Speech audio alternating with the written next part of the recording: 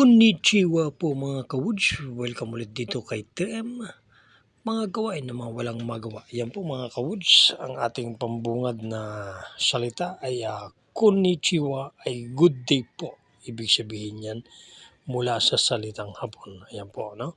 So for today's video po, ang inyo pong nakikita ay nililinis naman ni 3M yung kanyang Vespa compressor.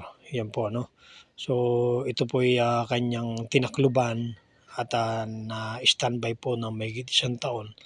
Kaya ngayon ay kanyang inalwas at kagaya din ng ginawa niya sa kanyang table saw, at ito ay kanyang hinugasan, ano?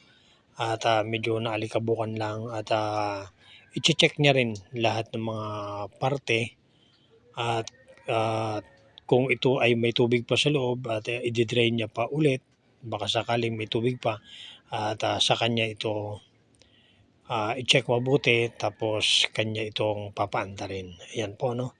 So patuyuin niya lang muna ito ng 72 hours at check lahat ng dapat i-check bago niya paandarin. Kaya po mga kawoods, ganun po kamalasakit at kaingat sa gamit si 3M at syempre sabi nga ay napakahirap po napakahirap manghiram, kaya pinipilit ni 3M na lahat ng mga bagay na pwedeng magamit na pansarili ay sikapin niyang meron siya para sa ganun ay anytime na meron kang gustong gawin ay magagawa mo.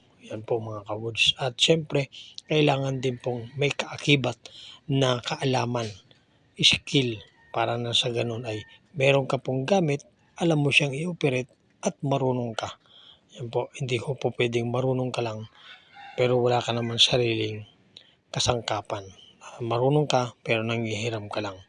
Magkaiba po yun. Kailangan marunong ka, may aral ka, at importante may sarili kang kagamitan. Yun po ang pinaka-the best doon.